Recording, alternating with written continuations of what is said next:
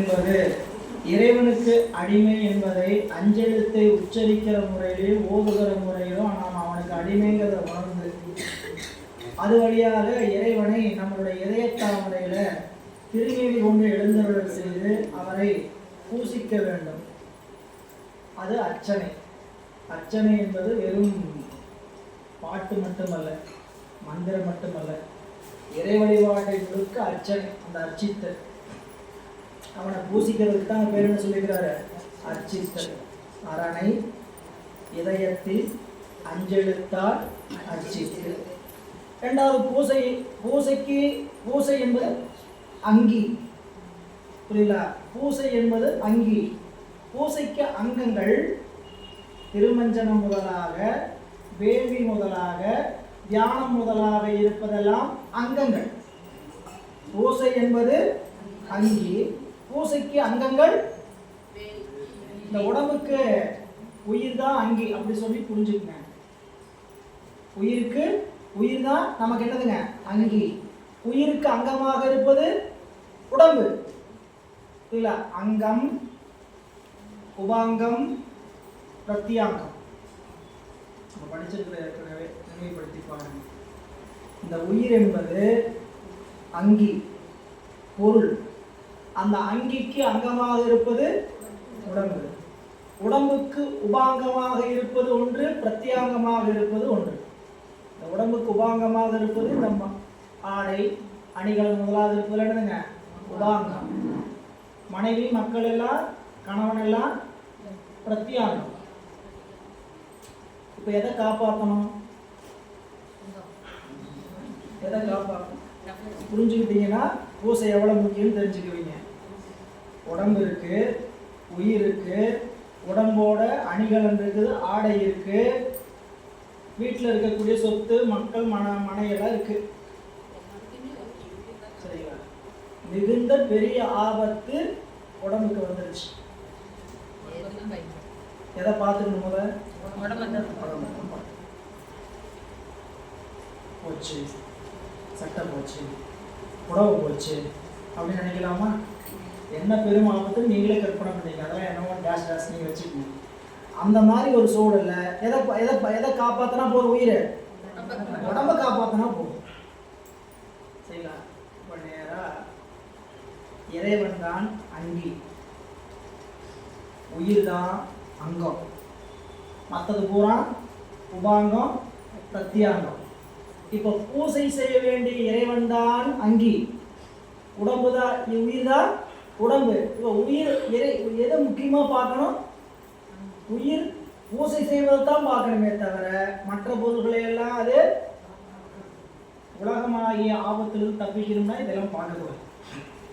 வேற ஆபத்து இல்லை. அதில் இங்கே 3 பூசையில் அங்கம், அதை தெரிஞ்சுக்கிட்டீங்கன்னா போதும்.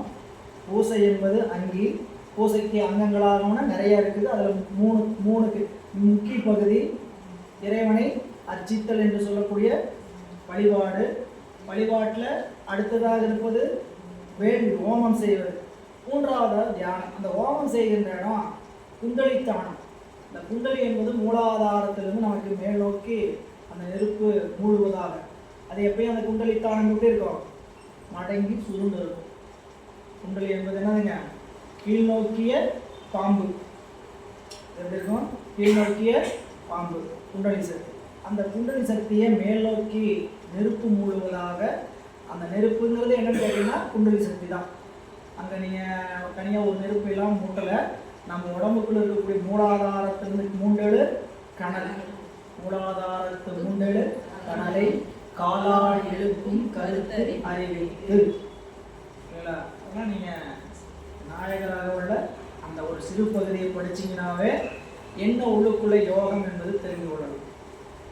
சரிங்களா? இப்போ சொல்கிறாங்களா, 5 கரமும் மனுஷாசனம், 4 நாலு 3 கண்ணும் 3 சுவடும் 2 செடியும் 2 பொன்னியும் 2 முப்பொருள் திகழொலி மார்ப சொற்பதம் கடந்த துரியமை ஞான அற்புதம் என்ற கற்பகங்களிலே 30 மலரும் நோசியவாக இப்பொழுதில்லை தாயாயனுக்கு தானே மாயாக்களை மயக்க மறுத்து. அதில் குண்டலி அதனில் கூடிய சபை முன்னெழு மந்திரம் வெளிப்பட கருத்து மூலாதாரத்து முன்னெழுகளை காலாயத்தும் கருத்தறிவித்து அமுத சகாயம் ஆதித்தனிலைக்கும் கூத சகாயம் தனியாக பார்த்துருக்கோம், பொருளே பார்த்துருக்கோம் விநாயகர்களுக்கு. நீங்கள் அப்படி உள்ளுக்குள்ள என்னன்னா மூலாதாரத்துலேருந்து ஒரு நெருப்பு கிளம்புறதாக அந்த குண்டலி தான் கிளம்புது. அந்த குண்டலி தான் மேலே நெருப்பாக மூழுதுன்னு நினைத்து கொண்டு அந்த நெருப்புல கொண்டு போய் நாம் நெய் குச்சி வைக்கணும். ஹோமம் என்பதற்கு முக்கியமான பொருள் இல்லைங்க, குச்சியும் நெய். இந்த குச்சியும் நெய் எடுத்து வைக்கும்போது இந்த நெய்யை விடுறதுக்கு பொருள் போடுறதுக்கெல்லாம் சக்தி துடுவை சிவத்துடுவைன்னு 2 இருக்கு. நீங்கள் அந்த வேள்வி செய்யும்போது சதுரமாக பெருசாக இருக்கக்கூடிய ஒரு நீளமான ஒரு துடுவை பார்த்துருப்பீங்க. கூர்மையாக அரசிலை போல ஒரு மாவிளை போல ஒரு துடுவை பார்த்துருப்பீங்க. இந்த மாவிளை போல துடுவையாக இருக்கிறதுக்கு பேர் சிவத்துடுவை. இல்லை, அகலமாக இருக்கக்கூடிய குழியாக இருக்கிறதுக்கு பேர் சக்தி துடுவை. இந்த பொருளை போடும்போது சக்தி துடுவையில் போடணும், நெய் விடும்போது சிவத்துடுவையில் விடணும். சரிங்களா? இந்த நெய் எது அப்படின்னா அந்த நம்ம உலகத்தில் இருக்கிற நெய் அதை நினச்சிக்கூடாது. நம்ம முகத்தில் விந்துத்தானம் என்று இந்த புருவத்தானத்துக்கு உள்ள இருக்குது விந்துத்தானம். அந்த அமிர்தம் நம்மளுடைய தலை உச்சிக்கும் நாக்கினுடைய அண்ணாக்கு பகுதிக்கு இடைப்பட்ட பகுதியில் இருக்கக்கூடிய தானம் விந்துத்தானம். அந்த விந்துத்தானத்தில் அமுததாரைகள் என்று சொல்லக்கூடிய ஒன்று உண்டு. அந்த அமிர்தத்தை தான் நம்ம கீழே கொண்டு போய் நெய்யாக கொண்டு போகிறோம் அப்படின்னு நினைப்பின் வழியாக அந்த அமுததாரையை என்ன பண்ணணும், உள்ளுக்குள்ள முதுகுத்தண்டு என்று சொல்லக்கூடிய முதுகுத்தண்டு, அதான் சும்னா நாடி, இடகளை பிங்களை, இது 2ம் சேர்ந்து நடுவில் ஒரு நாடி போகும், அது சுழுமுனா நாடி. அந்த முதுகுத்தண்டு தான் அங்கே என்னதுங்க, சக்தி துடுவையும் சிவத்துடுவையும். சிவத்துடுவை சக்தி துடுவைனா அங்கே குச்சி வச்சு ஊத்துறதில்லை.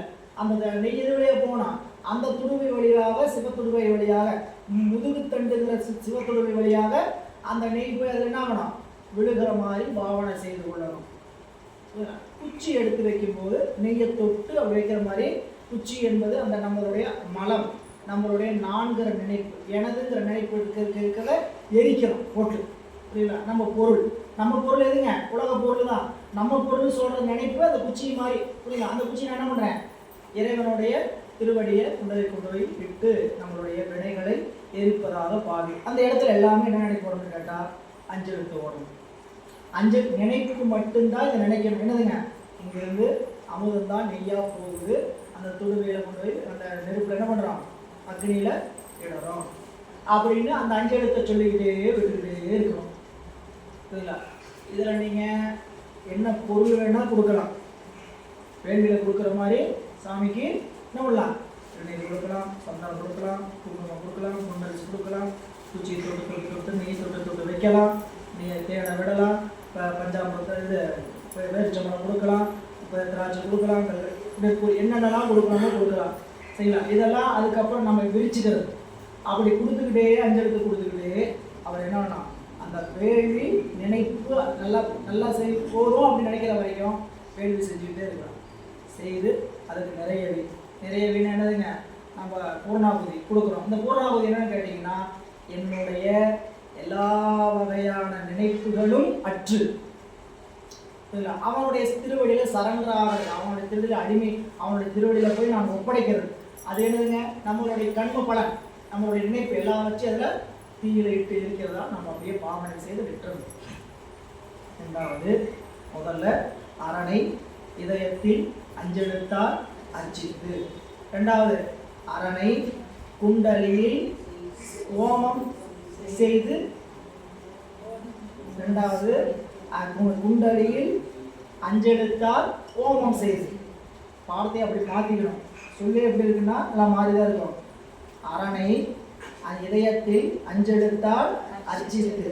2வது, அரணை குண்டலியில் 5 எழுத்தால் ஓமம் செய்து. அதெல்லாம் கொண்டு சேர்த்திக்கணும். அரணை 5 எழுத்தால் குண்டலியில் ஓமம் செய்து. அப்போ என்ன, 5 எழுத்து தான் சொல்லிட்டு நெய் விடுறோம், பொருள் போடணும். அந்த நினைப்பெல்லாம் இருக்கவே கூடாது. என்னதான் வரணும், அப்படியே பொருள் போடுற நினைப்பு பொருளாக இருக்கணும். நினைப்புல சொல்லு என்னவா இருக்கணும். எப்படி ஐயா நெற்பொரியை நினைக்கிறதா, அஞ்சு எழுத்து நினைக்கிறதா, நெய்யை நினைக்கிறதா, அஞ்சு எழுத்து நினைக்கிறதா, இதெல்லாம் அவரவர் அனுபவத்தில் சொல்லி பார்த்தீங்கன்னா தான் அது எப்படி வருது, இது எப்படி போகுது அப்படிங்கிறதெல்லாம் தெரியும்.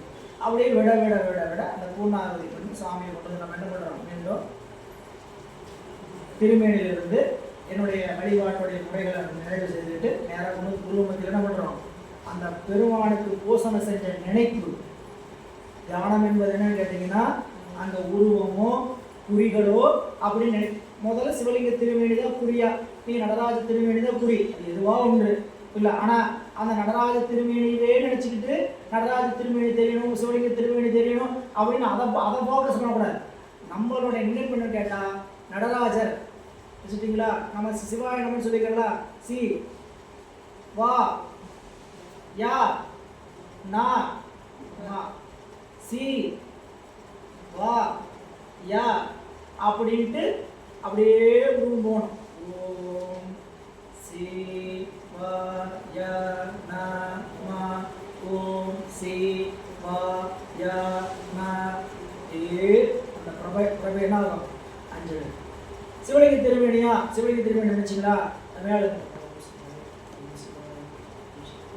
திருமேனி இந்த உருவம் என்ன ஆகும் கேட்டீங்கன்னா மந்திரமாக மாறும், மந்திர திருமேனியாக மாறும். திருமேனி காட்சிப்படாது, மந்திர திருமேனி மாறும். மந்திர திருமேனியும் காட்சிப்படாது, அறிவுக்குள் இறைவன் அப்படியே அடங்கிடுவார். நல்லா கேட்பீங்க. சிவம் எப்படிப்பட்ட பொருள், வியாபக பொருள். சிவம் வியாபக பொருள், நாம் எப்படிப்பட்ட பொருள், வியாபக பொருள். அந்த வியாபகத்தில் நாம் வியாபியம் அடங்கி இருப்போமா இல்லை. இப்போ நம்ம இந்த அந்த அறை முழுக்க ஒரு வாயுவை நிரப்புறோம், அதாவது ஒரு வாயு, ஒரு வண்ண நிற காற்று இல்லை, ரோஸ் நிறமோ மஞ்சள் நிறமோ எதையோ என்ன பண்ணுறோம், உள்ள அனுப்புகிறோம். அந்த அனுப்பின பொருள் தான் என்னங்க, சிவ வியாபகம். அந்த சிவ வியாபகத்தோடு நாமெல்லாம் என்ன இருக்கிறோம், அப்படியே இருக்கிறோம், அடங்கி இருக்கிறோம், உள்ளுக்குள்ளே இருக்கிறோன்னு வச்சுக்க, அந்த அடங்கி இருக்கிறோன்னு வச்சுக்க. அப்படிப்பட்ட நிலை தான் அந்த அஞ்செழுத்தில் நம்ம பூசை பண்ணிட்டு இருக்கும்போது நம்ம என்ன ஆகிடுவோம், அதுக்குள்ளே நம்ம இருப்போம். அந்த அதுக்குள்ளே இருக்கிறங்கிற நினைப்பே இல்லாமல் இருப்போம். நல்லா கேட்குறீங்க. இந்த அறைக்குள்ள உங்களுக்கு என்ன ஆயிடுச்சு, வேற ஒரு நிறம் புகுந்துருக்குது. அந்த வேற நிறத்தில் உங்கள் முகம் எனக்கு தெரியாது, என் முகம் உங்களுக்கு தெரியாது. எந்த நேரம் மட்டும் தான் தெரிஞ்சிட்டு இருக்கோம், இந்த அறையில் என்ன நேரம் நிரப்பணும் அந்த நேரம் மட்டும் தான் தெரிஞ்சுட்டு இருக்கோம். அந்த நேரத்தில் தெரிஞ்சுட்டு அந்த நேரத்தையே நான் பார்த்துக்கிட்டே இருந்தேன்னா நான் அந்த நிறத்தோட நிறமாக ஒன்றா இருப்பேனே தவிர என்னை நான் காண மாட்டேன், என்னை நான். அதனால தான் அதில் என்ன சொன்னாங்களே, என்னையும் கண்டிலே கண்ட என்னையும் கண்டிலே என்னேடி தோழி சொல்றாரா இல்லையா, சாமிகிட்ட பாடும்போது சொல்றாரு, கண்ட என்னையும் கண்டிலே என்னேடி தோழி அப்படின்ட்டு சொல்லுவார். எனவே இது தாய்மானவர் பாட்டு நம்ம இருக்கிறது படிச்சுதான் சாமி குருநாதர் வந்து உபதேசம் பண்றார். என்னந்துங்க, அறிவா என்ன அருளால் எதையும் பார் என்றார். குருநாதர் என்ன சொன்னார், அருளால் ஏதையும் பார் என்றார். அத்தை அறியாமே, அதை நான் தெரிஞ்சுக்கலாம என் அறிவாலே பார்த்தேன், இருளான பொருளை கண்டதல்லால். எனக்கு தெரிஞ்சது, இருளான பொருளே கண்டதல்லால் கண்ட என்னையும் கண்டீலேன் என்னடி தோழி. பார்த்த நானும் தெரியல. ஒன்னார் சொல்லி அனுப்பிச்சாரு, நீ போய் எதை வச்சு தேடு, அருளால தேடுனார். நான் என்ன பண்ணுவேன், நான் பார்க்குறேன் அறிவால தேடனேன். தேடணும்னு என்னங்க தெரிஞ்சுது, இருள்தான் தெரிஞ்சுது. தேடணும் நீயாவது தெரிஞ்சியா, நானும் தெரியல புரியல அப்படின்னு தாய்மானவர் பாட்டு பெரிய ஒரு ரெண்டு சங்கர சம்போ அப்படின்ட்டு இந்த ஒரு பாராயணத்துக்குரிய பாட்டு. இங்கே வந்துட்டீங்கன்னா அஞ்செழுத்தால் அரணை இதயத்தில் அர்ச்சி, அரணை இதயத்தில் அஞ்செழுத்தால் அர்ச்சி. அப்புறம் அரணை அரணை அரணை குண்டலியில் அஞ்செழுத்தால் ஓமம் செய்து. அப்புறம் கோதண்டம் சாணிக்கில் அஞ்செழுத்தால் இறைவனை, கோதண்டம் என்னதுங்க, புருவ நடு, கோதண்டத்தில் அப்படிங்கிறது புருவ நடு. புருவ நடுவில் தியானித்தீர்களானால், தியானம்ங்கிறது அங்கே என்ன வருது, சாணம் புரியல. சாணிக்கில் அவன் எப்படி இருப்பான், அண்டனாம், நாம யாரு, சேடனாம்.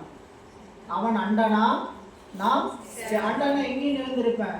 சேடன்னா அதுக்குள்ள அடங்கி இருக்கிறது பேருங்க சேடன். சேடங்கிறது மிச்சம். சேடங்கிறது என்ன பொருள்? மிச்சம். மிச்சம்னா ஏதோ ஒரு பொருள் மிச்சம் மிகுதிதான மிச்சம். மிச்சம் எதை சொல்லுவோம்? ஒரு பொருளுக்கு போக மீது இருக்கிறது தானே மிச்சம். அப்போ இறைவன் எங்கு நிறைந்திருப்பான், அந்த பொருள்ல நாம் அடங்கி இருப்போம். எப்படி சொல்றான்னா மிச்சம் மீதம் சொல்ற. கீழே பாருங்க, இதன் பொருள் உள்ளம் அரணுடைமை அஞ்செழுத்தால் கண்டு. உயிர் சிவனுக்கு பொருள் ஆவதை முக்தி பஞ்சாக்கரத்தை உச்சரிக்கும் முறையிலே வைத்து அறிந்து இதயத்தில் அரணை அஞ்செழுத்தால் அச்சித்து. இந்த பகுதிக்கு முக்கியமா அந்த செய்தியெல்லாம் சொல்லியிருப்பாங்க. அந்த வரிக்கு பொருள் பின்னாடி சொல்லுவார். புறத்தே ஞான பூசை செய்வதற்கு பூசை தானம், ஓமத்தானம், யானத்தானம் என வகுத்து கொண்டு பஞ்சாக்கரத்தினாலேயே அர்ச்சனை முதலிய செய்தல் போல் உடம்பில் உள்ளே இதயத்தை பூசைத்தானமாகவும் உந்தியை ஓமத்தானமாகவும் உருவ நடுவை தியானத்தானமாகவும் கருதி கொண்டு பூசைத்தானமாகி இதயத்தாமரையில் மேற்கூறிய முக்தி பஞ்சாக்கரத்தையே திருமேனியாகிய உடைய சிவபெருமான் வீற்றிருப்பதாக பாவித்து, இறைவன் அந்த அஞ்செழுத்து மந்திரமாகவே திருமேனி உடையவனாக பாவித்து சிவபெருமானை அர்ச்சிப்பதற்கு புறத்தில் அட்டபுட்பங்கள் இருப்பது போல எண்மலர், புறத்தில் சொல்லக்கூடிய எண்மலர்கள், அந்த எண்மலர்களை போல இதெல்லாம் உங்களுக்கு அன்றைக்கு என்ன எண்மலர்கள் என்பதெல்லாம் குறிப்பில் அன்றைக்கு வகுப்பில் சொன்னோம். சரிங்களா? அதை நீங்கள் குழுவிலையும் போட்டிருக்கிறாங்க, படித்து பாருங்க. இங்கே அதே மாதிரி அகத்தில் என்ன இருக்குன்னு கேட்டால் கொல்லாமை, ஐம்பொறி அடக்கல், பொறை, அருள், அறிவு, தவம், வாய்மை, அன்பு என்று சொல்லக்கூடிய 8 மலர்கள். இதுக்கான விளக்கம் கொடுத்தோம். கேட்காதவங்களுக்கு என்ன பண்றது? என்னன்னா உள்ளுக்குள்ள பூசை செய்யும் போது இந்த 8 நிலை நம்ம அறிவு இருக்கணும். ஒரு உதாரணத்துக்கு ஒன்று சொல்லணும்னா அன்பு. பூசிக்கும் போது அன்பாக அந்த நினைப்பு பெருமானுக்கு நாம் இந்த வழிபாட்டை அந்த அன்பு மட்டும்தான் நிறைஞ்சிருக்கணும். அதில் அன்பு என்னதுங்க? எந்த ஒரு பிரதிபலம் இல்லாமல் சாமிக்கு பூசிக்கிற அந்த அன்பு. அதுபோல் அறிவு அவனை நோக்கிட்டு இருக்கு. ஐம்பொறி அடக்கல் புறத்து செல்லாமல் இருக்கிறது, தவம், அவன் செய்கிற பூசை, இப்படி ஒவ்வொன்றையும் விரித்து கொண்டே போகணும். அப்போ நீங்கள் என்னன்னு கேட்டீங்கன்னா, நான் 8 மலர் போடணும்னா அன்பு, அறிவு, ஐம்பொறி அடிக்கல், கொள்ளாமை, அருள், அறிவு, தவம், இப்படி போட்டுக்கிட்டு இருக்கிறதா? அப்படியே பூசை பண்ணுறது வெளியே போடுற மாதிரி வெளில இருக்கு, நந்தியாவட்டம், அரளி அப்படின்னு போடுற மாதிரி இந்த 8 பூ எப்படி எடுத்து உள்ள போட சொல்லியிருப்பாங்க, ஆடுதுப்பா அப்படின்னு சொல்லிட்டு நெஞ்சுக்குள்ள போய் கொல்லாமை, ஐம்பொறி அடக்கல் அப்படின்னு போட்டு வச்சிடாது. அந்த பூசை இல்லை. உள்ளுக்குள்ள நினைப்பு என்ன மாதிரி இருக்கணும்? இந்த 8 நினைப்பு வரக்கூடாது. இந்த 8 நிலையில நிற்கணுங்க, அவ்வளோதான். பூசணை என்னன்னு கேட்டீங்கன்னா, அகப்பூசை செய்யும் போது இந்த 8 நிலையில நின்று பூசிக்கணும். இல்லை, இதுக்கு என்ன தேவைன்னு கேட்டீங்கன்னா, நாம் அவன்கிட்ட சரணாகதி ஆகியிருந்தோம்னா இந்த நிலை வராது. பூசிக்கும் போது அவன்கிட்ட சரணாகதி ஆகியிருந்தோம்னா நினைப்பு முழுக்க என்ன இருக்கும்? கண்ணப்பநாயனருடைய பூசை, அதுதான் அம்பிகையினுடைய பூசை. எல்லாரும் தாண்டி வந்தாச்சு. சரிங்களா? அவனுடைய அறிவெல்லாம் நமையறியும் அறிவென்றும், அவனுடைய செயலெல்லாம் நமக்கு இனியவன், அவனுடைய அன்பெல்லாம் நமையறியும் அன்பு, அதாவது நமக்கு இனியவான் என்று அப்படின்னு சொல்லி அந்த சொல்லும் போது அவனுடைய நிலை. அதே மாதிரி அம்பிகை பூசம் பண்ணும்போது என்ன பண்ணாங்க? நெஞ்சம் ஈசனை காண்பதே கருதி. அவங்க பூசனை எப்படி பண்ணாங்க? அந்த ஒரு பாட்டை படிச்சு வச்சு பூசை பண்ணீங்கன்னா போதும். அம்பிகை பூசை பண்ணாங்க சுவாமியை. சாமி வெளிப்படலை. அங்கே சாமி அவங்களுக்கு வெளிப்படாமல் இருக்கிறது எதுக்கு? அங்கே அனுப்பிச்சது நமக்கான ப்ராக்டிக்கல் செஞ்சு காமிக்கிறது தான். அவங்களுக்கு ப்ராக்டிக்கலுக்கு அவங்களுக்கு கீழே அனுப்பிச்சு விட்டாரு. தியரி மேலே சொல்லியாச்சு சாமி. அங்கே சாமி தியரி சொன்னோன்னே, எங்கள் சாமி தியரி சொன்னீங்களே, கதை எழுதி வச்சிட்டிங்களே, படம் யார் பிடிக்கிறது? படம் பிடிக்க நானே நடிக்க போகிறேன்னு அம்மா கிளம்புனாங்க. கீழே போனோன்னு இவர் என்ன பண்ணார்? இப்படி பூசை பண்ணால் திரும்பிய நிலை வெளிப்படாமல் இருந்தால் என்ன செய்வேன் அப்படிங்கிறதுக்கு தான் அடுத்த பாட்டு. நெஞ்சம் ஈசனை காண்பதே கருதி. நெஞ்சத்துல சாமி வெளிப்படுறேன்னு சொன்னாரே, வெளிப்படலையே, நினைப்பெண்ண வந்துச்சு, அவரை பார்க்கறதே நெஞ்சத்துல கருதி. அஞ்செழுத்தே வாக்கு உச்சரிக்க கையும் அவங்களுக்கு என்ன மனம் வாக்கு காயம் 3 எங்க இருந்தது? அவரை அடையணும், அவரை பார்க்கணும் அப்படின்னு பூசிச்சாங்க. சாமி சொன்னார் சேக்கிழார் பெருமான், தரிப்பொரோ இறைவர். இப்படி அம்பாள் பூசணும்னு பண்ணோடனே கொஞ்சமாவது பொறுத்துக்கு வர வெளிவராம தபால் மூலத்தில் வெளிப்பட்டாருன்னு சொன்னார். அவ்வளோதான். அப்படி பூசை பண்ணா ஒரு நிமிஷம் கூட காத்திருக்க மாட்டார். நம்ம அறிவில் என்ன பண்ணுவார்? அது வெளிப்படுவார். அது வெளிப்படுவதெல்லாம் பூசணையில் தான் இருக்குதுங்க. பூசணையில் அனுபவிக்காத ஒன்றை வேற எங்கேயும் அனுபவிக்க முடியாது. மீண்டும் மீண்டும் உங்களுக்கு வலியுறுத்துவது என்னன்னு கேட்டால், பூசணைக்குரிய காலம் என்பது ரொம்ப தள்ளி போட்டு நாளை வீணடிச்சிடாது. இப்போ யாரையும் நீங்கள் வாங்கி அவங்க போய் கட்டாயப்படுத்த நாளை சொல்லலை. மனசுக்குள்ள அதற்கான வாய்ப்பு இருக்குதுன்னா தவான் என்ன பண்ணணும்? பூசணை என்பதுதான் நம்மளுடைய வாழ்வினுடைய வந்திருக்க வேண்டிய வேலை. செய்ய வேண்டிய வேலை என்ன? இறைவனை அடைவது. அதற்கான வழிமுறை சரியை கிரியா யோகம் ஞானம். அந்த வழிமுறையை காட்டுவது பூசை. அதெல்லாம் நமக்கு தெரிந்தும் நம்மளால் என்ன பண்ண முடியல, நிறையா இடர்பாட்டில் இருக்கிறோம். அவர் தான் அந்த இடர்பாட்டை நீக்கி தரணும். பூசை என்பது தான் பெருமானை நாம் அனுபவிப்பதற்கான இடம். எனவே இங்கே சொல்லிடுறாரு பாருங்க. கோதண்டம் சாணிக்கு அஞ்செழுத்தால் இங்கே கொல்லாமை ஐம்பொறி அடக்கல் பொறை அருள் அறிவு வாய்மை தவம் அன்பு என்னும் 8 மலர்களை கொண்டு அந்த முத்தி பஞ்சாக்கரத்தால் அர்ச்சித்து அஞ்செழுத்தால் குண்டலியில் ஓமம் செய்து அதன் பிறகு அந்த முத்தி பஞ்சாக்கரத்தாலே குண்டலி சக்தி வழி வசிக்கின்ற இடமாகிய உண்டியில் ஞானமாகிய அக்னியை எழுப்பி விந்துத்தானமாகிய குருவன் அடிவில் அந்த அக்னியில் உண்டாகும் அமிர்தமாகிய நெய்யை சுடுமனை நாடி இடைநாடி ஆகிய சுருக்கு சுருவங்களால், அதான் சிவசக்தி துருவை, அந்த அக்னியை பெய்து ஓமம் செய்து கோதண்டம் சாணி அதன் பின்பு விந்துத்தானமாகிய குருவன் அடிவில் சிகார யகார வகாரங்கள் 3 முறையே தத்பத பொருளும் துவம்பத பொருளும் அசிபத பொருளும் ஆன முறையை அறிந்து, அதான் தத்துவமசி. இறைவன் தற்பத பொருள், நாம துவம்பத பொருள். உலகம் அந்த அதாவது தற்பத பொருள் துவம்பதம் பொருள் சொல்றார். யகாரம் துவம்பத பொருள், அருள் அசிபத பொருள். இந்த 3 பொருளாக இறைவனை கருதி அப்படி கொள்வ செய்வ சிவோகம்பாவனையில் செய்வானாயின் சிவன் நான் என்று சிவோகம்பாவனை செய்வானாயின் அங்கு அண்டனாம் சேடனாம். அந்த பாவனையில் பாவிக்கப்படும் சிவபெருமான் விளங்கி தோன்றுவான். தோன்றவே அந்த பாவனை செய்தவன் சிவபெருமானை விட்டு தனித்து நில்லாத சேடபாவனையாடும். தன்னை சேடமாக உடைய சேடியம் முதல்வன் என்ற பாவனையாலும் அந்த முதல்வனுக்கு இறைவன் முதல்வன் சேடியம், நாம சேடம். சேடியம்னா மூலப்பொருள், அதிலிருந்து மிச்சம் பொருள் நாம அடிமை பொருள். அப்படி இது எப்போ வரும்? சிவோகம்பாவனையில் அந்த பூசணை. சிவோகம்பாவனையில் என்னங்க? நான் சிவம் ஆகிறேன், நான் சிவம் ஆகிறேன், நான் சிவம் ஆகிறேன். இந்த பாவனை போலி பாவனை அல்ல, புரியலா? நான் சிவமாகிறேன் நான் சிவமாகிறேன் நினைச்சிட்டு இருக்கிற பாவனை இங்கு சொல்லலை, புரியலா? இந்த பூசணையினால நான் என்ன ஆக போறேன்? சிவமாம் தன்மை பெறப்போகிறேன்ற நினைப்புல அங்க செய்கின்ற பூசணை சிவம் செய்கிறது. அந்த பூசணையை நான் அந்த அறிவை அங்க வச்சு செய்யறோம் அப்படின்னு நினைப்புல செய்தோம்னா சிவம் வெளிப்பட்டு, அதுக்கு தான் அண்டனா வெளிப்பட்டு தோன்றுவான் சேடனா அப்படிங்கிற இந்த பாட்டில். நீங்கள் இதில் இந்த கிளி உரையில் செய்திகள்லாம் நிறைய இருக்குது, அப்படின்னு நீங்கள் படித்து பாருங்கள். பின்னாடி தற்பத பொருள்னா என்ன, அசிபத பொருள்னா என்ன, தொம்பத பொருள்னா என்னங்கிறதையெல்லாம் விளக்கி இருப்பார். அதையெல்லாம் கொஞ்சம் நீங்கள் தனியாக வீட்டில் படித்து பார்த்து தெரிந்து கொள்ள வேண்டும். எல்லாம் சொல்லாத விஷயத்த போல இதெல்லாம் உங்களுக்கு சொன்னதுனால படித்து காட்டல, எல்லாம் படித்து பாருங்கள். இனி அடுத்த வெண்பா 258வது பக்கம். இப்போ என்ன அங்கே தடை வருது, அடுத்து கேள்வி வருதுன்னு கேட்டிங்கன்னா, அப்படி அஞ்ஞனம் ஒரு குறியில் கண் வைத்தன்றி முதல்வனை காண்டல் செல்லாது. ஒரு குறியில் வச்சு தான் இறைவனை பார்க்க முடியும், செல்லாதவாறும் அவ்வாறு கண்டவழி முதல்வன் தன்மாட்டு விலகி தோன்றுமாறும் தோன்றிய வழி தான் முதல்வனுக்கு அடிமையாகுமாறும் ஓமையை வைத்து உணர்த்தி அதனை வலியுறுத்துள்ளார். என்ன அந்த பாட்டில் அடுத்த வெண்பாடை சொல்ல போறாருன்னு கேட்டீங்கன்னா, ஏங்க இப்படி பூசணை பண்ணால் அவர் எப்படிங்க தெரிவார்? இப்படி நீங்கள் பூசணை பண்ணால் அவர் வெளிப்பட்டு தோன்றுவார்னு சொல்கிறீங்களே, எப்படி தோன்றுவார்? அந்த காட்சி எப்படி தோன்றும்? அதை நான் பார்க்க முடியுமா? எப்படி தோன்றும் அப்படிங்கிறதுக்கு ஒரு ஓமை வச்சு சொல்கிறார்.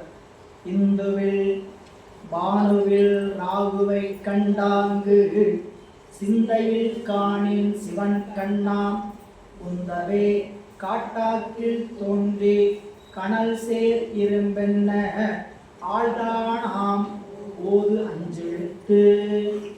இங்க இந்த சந்திர கிரகணத்தை பற்றியும் சூரிய கிரகணத்தை பற்றியும் ஒரு செய்தி சொல்றார். இந்த சந்திரனும் சூரியனும் எப்ப கிரகண நிலை வரும்னு கேட்டீங்கன்னா 9 கோள்கள்ல 2 கோள்கள் என்ன ஆகாதுங்க, கண்ணுக்கு தெரியாது. ராகுவும் கேது.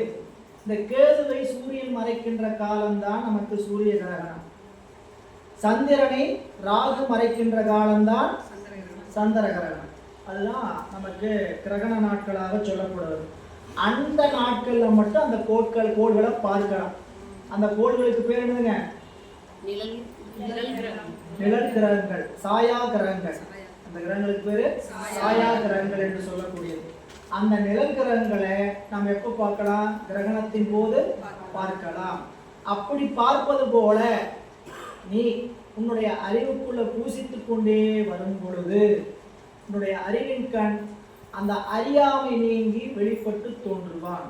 அதுக்கு இந்த ஓமையை வைக்கிறார். இந்து அப்படிங்கிறது சந்திரன், பானு என்பது சூரியன். இந்துவில் பானுவில் ராகுவை கண்டார். ராகு மட்டும் சொல்லக்கூடாது, ராகு கேதுவை கண்டார். அங்க ராகுவின் பாட்டை பொருத்தி கொடுத்திருக்கிறார். கீழே இதன் பொருள் பாருங்க. வானத்தில் உலாவிக் கொண்டிருக்கும் சூரியன் முதலாய 9 கிரகங்களுள் ராகு கேதுக்கள் நீங்கிய ஏனைய 7 கிரகங்களும் நேரே அறியப்படும். ராகு கேதுகள் மட்டும் அவ்வாறு அறியப்பட மாட்டான். நேரே அறியப்படாத ராகு கேதுகளை கிரகண காலத்தில் சந்திரனிடத்தும் சூரியனிடத்திலும் காண்டல் கூடும். அதுபோல இப்ப நம்மளுக்கு விஷயம் தான், நீங்க இந்த சந்திர கிரகணத்துல சூரிய கிரகணத்துல ராகு கேது வந்து அந்த நிழல் மறைக்கும் போது அந்த கோள் தெரியுதுன்னு பார்க்கறோம்னு சொல்லி தெரிஞ்சுக்கிட்டோம். நமக்கு இப்போ அகப்பூசையில இந்த இறைவன் காட்சிப்பட்டு தோன்றுவான். இந்த ஓமை வச்சு எப்படி சொல்றான்னு பார்க்கணும். சிந்தையில் காணில் பதி பசு பாசம் என்னும் முப்பொருள்களுள் யான் இதனை அறிந்தேன் அறிகின்றேன் என்ற இடத்தில் யான் என்னும் உணர்விற்கு பொருள் ஆன்மாவும் இதனை என்னும் உணர்விற்கு பொருள் பாசமும் ஆகும். ஆகவே ஆன்மாவின் அறிவிற்கு ஆன்மாவும் பாசமும் வேறாய் காணப்படும். இப்போ நம்ம உலக பொருளை பார்க்குறேங்க. ஒரு பொருளை பார்த்தீங்கன்னா என்ன நினைப்பீங்க?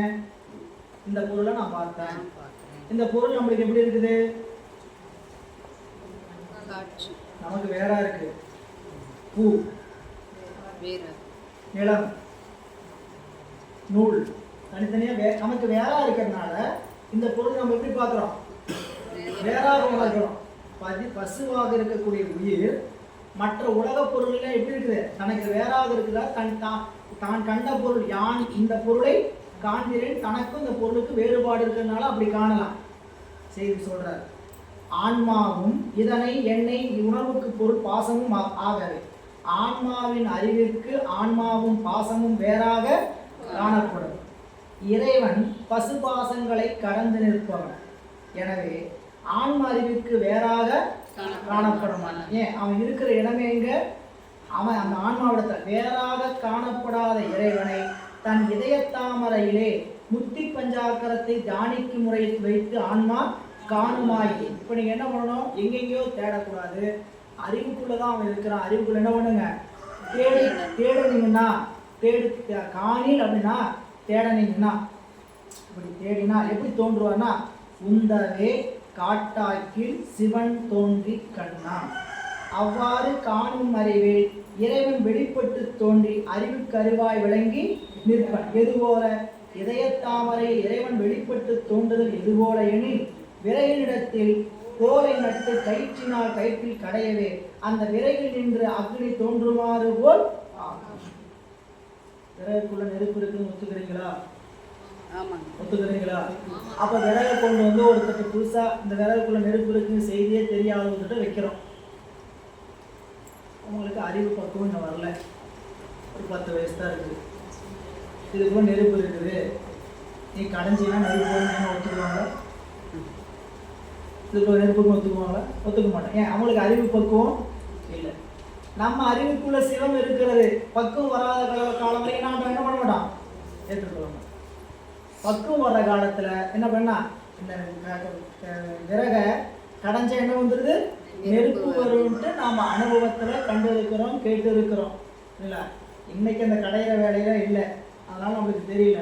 காட்டாக்கு கடைகிற, காட்டம்னா காஷ்டம், காஷ்டம் என்பது விறகு, விறகை கடைய நெருப்பு வரும்.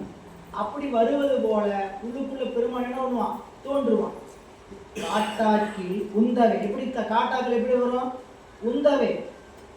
தயிர்ல நெய் இருக்குங்க, பாலில் நெய் இருக்கு இல்லை, எல்லாரும் ஒத்துக்குவோம். அப்படியே பாலில் நெய் இருக்கு, நெய்னு பார்த்துட்டு நெய் வந்துடுமா என்ன, பால் கிட்ட பாலை என்ன பண்ணணும், தயிர் ஆக்கிறதுக்கு மோராக்கி, மோரில் வெண்ணெய் எடுத்து அந்த வெண்ணெயை கொடுக்கணும், நெய் ஆக்கணும். சில வெண்ணெயில் நெய் எடுக்கணும், நெய்யை நேரடியாக வாங்கிட்டு வர காலம் ஆகி போச்சு. நெய்யை போய் வெண்ணெயில் எடுத்த காலமாக எங்கே போயிடுச்சு, இந்த வாசனை கேட்டே ரொம்ப வருஷம் வச்சு. நான் வெண்ணெயில் முருங்கைத்தலை போட்டு கருவேப்பிலை போட்டு கம கம கம்மன்னு அந்த வாசனையெல்லாம் கேட்டு உணர்ந்தே ரொம்ப நாள் ஆச்சு. உங்களுக்கெல்லாம் பழக்கம் தெரிஞ்சுட்டு இருக்கோம். இங்கே நாங்கள் தான் மணல் மணலாக இருக்கிறோமே, நாங்கள் எங்கே போயிட்டோம், மணல் மணலாக என் காலத்துக்கு போயிட்டோம். வாங்கி ஊற்றுறது, அதில் என்ன வருது, வர்றது தான். இப்போ நெய் வரணும்னா இத்தனை கண்ணுக்கு முன்னாடி தெரியாது, அதற்கான வழிமுறையை செஞ்சாதான் வரும். சிவம் தெரியணும்னா இப்படிவா இருக்கு முன்னாடி நமக்கு தெரியுமா, பால் இருக்கு, வாயில போட்டு சுவைக்கிற இந்த நெய், இந்த இருக்க உணவுக்கு இவ்வளவு முயற்சி நீ பண்றீங்க சரிங்களா. அறிவுக்குள்ள அனுபவிக்க வேண்டிய சிவத்துக்கு போய் எந்த முயற்சி இல்லாம சிவன் காண தெரிய மாட்டாரா, சிவன் தெரிய மாட்டாரா, எப்படி தெரிவாரு, அப்படிலாம் தெரிய மாட்டாரு.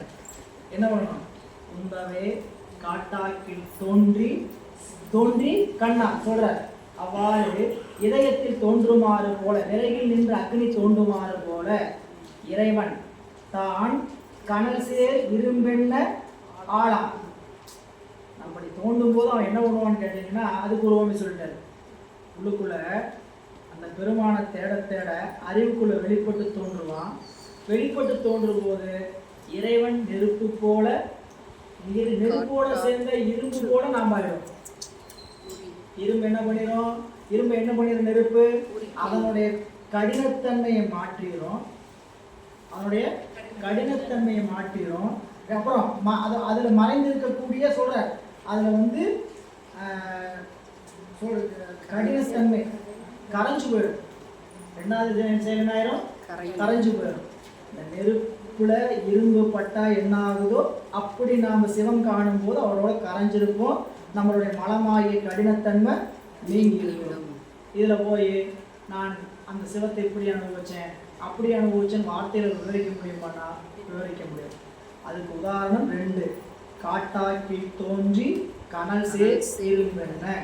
காட்டாக்குல விறகுல நெருப்பு தோன்றணும்னா அதுக்கு கடைக்கோள் போட்டோம்னா கடைய வரும். அதுபோல சிவத்தை நம்ம சிந்தையில அப்படி கண்டோம்னா, அப்படி முயற்சி பண்ணி கண்டுகிட்டே இருந்தோம்னா தோன்றுவார். தோன்றும் போது அவர் எப்படி இருப்பார், நாம் எப்படி இருப்போம்னு கேட்டீங்கன்னா, அவர் நெருப்பு போல, நெருப்பை சேர்ந்த இரும்பு போல. அப்ப என்னன்னு கேட்டீங்கன்னா, நம்ம ஆன்மாவினும் தடை நன்மை என்ன இருக்கும், நம்மளுடைய தன்மை கரைந்து இருக்கும், கடினத்தன்மை போயிருக்கும். இப்போ நம்ம இப்படி உடம்போட வாழ்ந்துட்டு இருக்கிறோன்னு வச்சுக்கேன், நம்மகிட்ட இருக்கக்கூடிய நம்ம நடைமுறை, நம்ம வாழ்க்கை முறை, செயல்முறை, திருநீர் பூசி நல்ல பக்குவமான காலத்துல நம்ம அறிவு எதை கண்டாலும் கசிகிறதுன்னு வச்சுக்கோங்க. இல்லை யாருக்கிட்டையும் கடுமையாக நடந்துக்கலையும் வச்சுக்கோங்க, அதுக்கு மேலே சிவமாம் தன்மை வெளிப்பட்டுருக்குன்னு படம் வேணுமா என்ன? சிவம் உள்ளுக்குள்ள வெளிப்பட்டு இருந்ததுன்னா நம்ம வார்த்தை எப்படி ஆயிடும், இலகி கரைஞ்சிடும். புரியல? நம்ம பிற்காலத்துல பழகும் போது எப்படி பழகுவோம், அன்பா பழகும். இதுதாங்க சிவம். இது சிவம்னா ஒரு காட்சி, அது எங்கேயோ தெரியும், நம்ம அப்படி இருப்போம் இப்படி இருப்போம். இதையெல்லாம் நினைச்சுக்கிட்டு இருந்தோம்னா தான் என்ன ஆகாது, காலம் முழுக்க சிவம் நம்ம கண்ணுக்கு கண் என்பது இங்க அறிவு இல்லை, கண்ணுக்கு காட்சி, கண்ணுக்கும் காட்சிக்கும். நீங்க நினைக்கிற மாதிரி சிவபெருமான் காட்சியே பட மாட்டாரு, இவன் இந்த நூல்ல தான் அப்படியே எழுதி வச்சுட்டு போயிட்டாங்க, அப்படி பார்க்கணும் இப்படி பார்க்கணும் அப்படிலாம் நினைக்காதீங்க. இறைவனுடைய உருவங்கள் வடிவங்கள் எல்லாம் நம்மளுடைய அறிவு அதற்குரிய பக்குவமுடைய காலத்துக்கு நிச்சயமா தென்படும். இந்த தென்படுற பக்குவத்துக்கு நம்ம வரணுமா வேண்டாம், செய்யலாம். உங்களுக்கு இந்த உணவை கொடுத்தா சுவைக்கிற ஆற்றல் தெரியாத போது உங்களுக்கு அந்த சுவை உணவு கொடுத்தேன்னா கொடுக்காம இல்லை, வயது பக்குவம் வரல, பக்குவம் வராத குழந்தைக்கு உணவு என்ன கொடுக்குறோம்? நல்லா கரைச்சி கூட அனுப்பணும். சரிங்களா? அதே 5 வயசு ஆச்சு, கொஞ்சம் கடினத்தன்மை, ஒரு 20 வயசு ஆச்சு, எண்ணத்தை வேணா உள்ள போய் எல்லாம் அரைச்சி தள்ளி. அப்போ என்ன, அந்த பக்குவம் வர்ற காலத்தில் அது போய் பயன்படும். பக்குவம் வராமல் நீங்கள் இப்போ பக்குவமே வர எல்லாத்துக்கும் என்னென்னா, இன்னைக்கு தான் திருநீர் பூசணை, இன்னைக்கு சிவபெருமான் எனக்கு காட்சி கொடுத்து தெரியும். அப்படியெல்லாம் எளிமையெல்லாம் இந்த பெருமான் கிடைக்க மாட்டாருன்னே சொல்ல முடியாது. உங்க அன்பு உண்மையானதா இருந்தா அன்றே தோன்றுவார். உண்மையானதா இல்லையான்னு இங்க இடம் போடுறதுக்காக சொல்லல. அது எப்படிப்பட்ட நம்ம ஏங்க, நமக்கு அன்பு ஒரு பக்கம் இருந்தாலும் அறிவுக்குள்ள மலம் என்ற ஒன்று பெரிய இதா இருக்குது. அவருக்கு இடம் செய்யக்கூடியதா இருக்குது. இல்லை அது இல்லைன்னா இந்த உடம்பே இல்லையே. ஆணவ மலம் இல்லை, நம்ம அறிவுல ஆணவ மலம்னு ஒன்று இல்லைன்னா அதுக்கு வேலையில் உடம்பே இல்லை. அப்போ ஆணவ மலத்தின் தன்மைக்கு அளவுக்கு தான் இங்கே பாடமே புரியும். இவ்வளோ தூரம் சொன்னோமே, சரிங்களா? 8 அறிவுக்குள்ள எல்லாருக்கும் அப்படின்னு கேட்டால் கஷ்டம். நம்ம சொல்கிறாங்க பார்ப்போம். பல்லூடி காலம் ஆணை அச்சிக்கணும். அச்சிக்கத்தான் சற்றே நல்லறிவு வாய்ப்பு. அதுக்கு அந்த பூசணை, இந்த பூசணை செய்ய நீங்கள் புரிஞ்சுக்குவீங்க. அந்த பூசணையை அகப்பூசணை செஞ்சு பார்த்தீங்கன்னா தான் அந்த அனுபவம் கிடைக்கும். எனவே இங்கே சிந்தையில் காண் சிவம் கண்ணா ஆள்தான், ஆம் ஆள்னு சொல்ற கீழே பாருங்க, தான் கனல் சேர் இரும்பு என்ன ஆளா. அவ்வாறு முதல்வனை கண்ட பொழுது அக்னியை சேர்ந்த இரும்பு அக்னியை தன்மையாய் கரையும் கடினமும் நீங்கி விளங்குமாறு போல முதல்வனை கண்ட ஆன்மாவும் மனமும் ஆன்மபோதமும் விட்டு முதல்வனுக்கு அடிமையாகும். எனவே என்ன பண்ண 5 எழுத்து, ஆகவே 5 எழுத்து திருவஞ்செழுத்தை விதிப்படி உச்சரிப்பாயாக. முதல் வெண்பால அந்த 5 எழுத்துல இறைவனை எப்படி வழிபாடு செய்யணும் ஓதணும்னு சொல்லிட்டார். அந்த 5 எழுத்தை ஓதும் போது அவர் தெரிவாரா, எனக்கு காட்சி கிடைக்குமா அப்படி சந்தேகத்தோடயே பண்ணிட்டு இருக்காரு. பண்ணும் போத என்ன பண்ணுங்க, கிடைப்பாரா, தெரியுமா தெரியுமா தெரியுமா அப்படி ஊத்திட்டு இருந்தாரு. சரிங்களா? நல்லா 5 எழுத்து ஏன் எப்போ தெரியும், இப்படி வந்தால் கண்டிப்பாக தெரியும். அதனால தடையில்லாம என்ன பண்ண ஓதுங்க.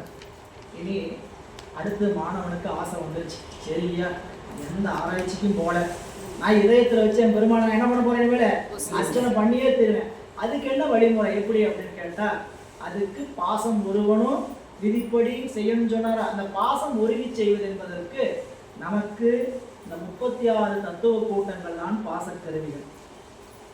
அந்த 36 தத்துவத்தையும் கடந்திருப்பவன் சிவம். நாதாந்த ரூபமாக இருப்பவன். அவன் எப்படி இருப்பான், நாதத்துக்கு அந்த ரூபம். நாதாந்தம்னா நாதத்தை கடந்த ரூபத்துக்கு பேர் தானேங்க நாதாந்த ரூபம். அந்த நாதாந்த ரூபமா இருக்கிறவனை இந்த பொருள்களெல்லாம் தேடிட்டு இருந்தா கிடைக்க மாட்டான். சரி, இந்த பொருளுக்கு அவன் இந்த பொருள் அவன் காட்சிப்படுறது எப்படி, பொது காட்சி. எல்லாருக்குமே பொது காட்சி கிடைச்சாச்சு. நம்ம திருநீர் பூசி பூசை செய்யும் போது என்ன பண்ணியாச்சு, பொது காட்சி கிடைச்சாச்சு. எப்படி காட்சி கிடைச்சது, அவன் எல்லா பொருளோடும் இருக்கிறான். இப்ப எல்லா பொருளோடும் இருக்கிறாருங்கிறத திருநீர் பூசண காலத்துல நம்மளால உணர முடியுதா இல்லையா? கோயிலுக்கு போறோம், சிவலிங்க திருமணி, சிவபெருமான திருமணியில் இருக்கிற ஒரு உணர்ச்சி. சிவனடியாரை பார்க்கிறோம், சிவபெருமான திருமணியில் இருக்கிறாரு, உணர்ச்சி வருது இல்லையா? அப்ப இதெல்லாம் அவனுடைய பொது காட்சி, அவனுடைய தடத்த நிலையை உணர்றதுக்கு சாமி ஓரளவுக்கு திருவள்ளுவர் கொடுத்திருக்கிற நிழலாய் தெரியாகி நீயாகி நானாகி நேர்மையாகி நெடுஞ்சுடராய் முந்தடிகள் அங்கமாய் வேதமாய் ஐம்பூதமாய் அருமறையோடு ஆதியாய், இப்படி பலவாறு பெருமான் இருக்கிறாங்கிறத நாம் உண்மை காட்சியை உணராம இப்ப தடத்த லட்சணத்தை உணர்ந்திருக்கிறோம், தெரிந்திருக்கிறோம். உணர்ந்திருக்கிறோமோ இல்லையோ, கண்டிப்பா தடத்த லட்சணத்தை தெரிந்திருக்கிறோம். இனி தடத்த லட்சணத்துல பெருமான் இருக்கிறான் அப்படின்னு எப்போ உணர்ச்சி வரும்னு கேட்டீங்கன்னா, எங்கும் இருக்கக்கூடிய சிவத்தை என்னுள்ள நான் எப்போ காணணும், அப்போ புறத்தில் இருக்கிறது பூரா சிவமா தெரியும்.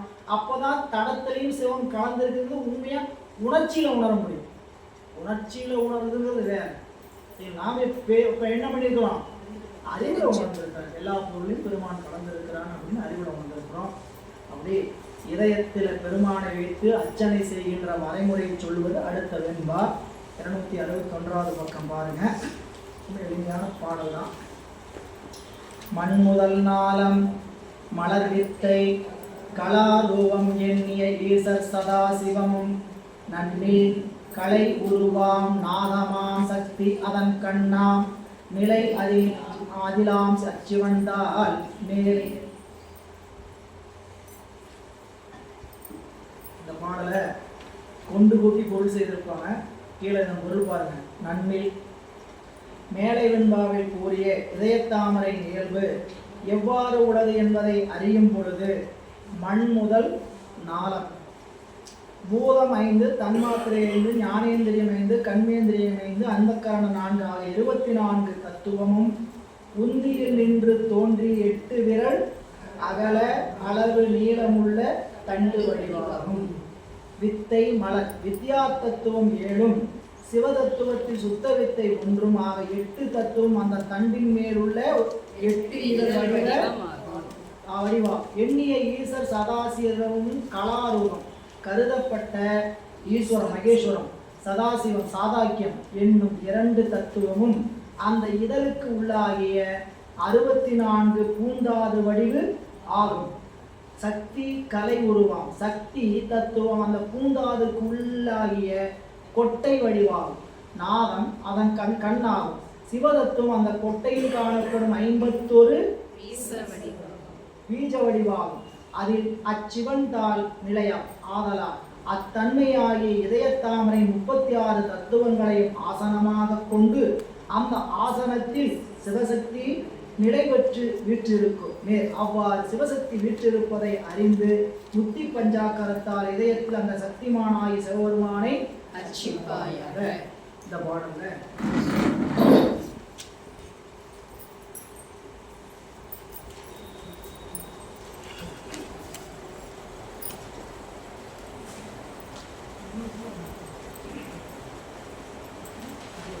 ஆன்மாவினுடைய இதயத்தில் தாமரை இதயத்தாமரை தாமரை முன்னாடி இருக்கும். அது போச்சு வருங்க.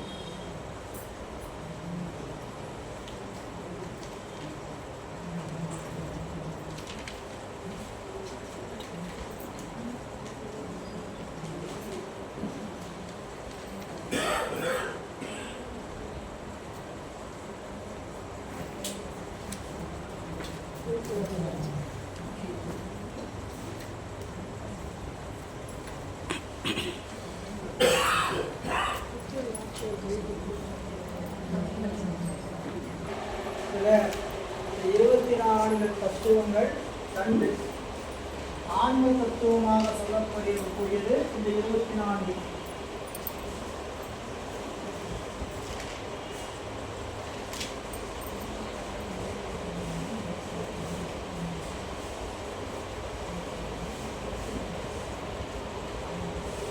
இது 7ம் வித்யா தத்துவம். 1 2 3 4 5 6 7 இது சுத்த வித்தை. சுத்த தத்துவத்துல ஒரு தத்துவம் சுத்த இருக்கு. இந்த ரெண்டும் அதாவது உள்ள இருக்கக்கூடிய கேசரம் இந்த கருப்பு நிறத்தில் இருக்கிறது மட்டும்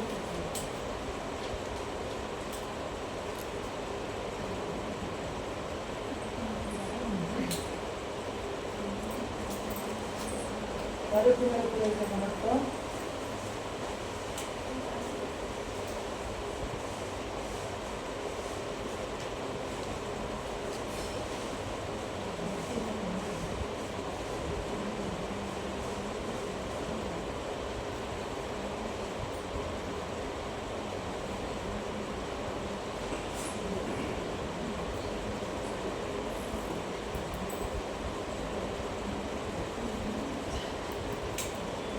இருக்கக்கூடிய சிவப்பு நிறத்தில் இருக்கக்கூடிய அந்த கிழங்கு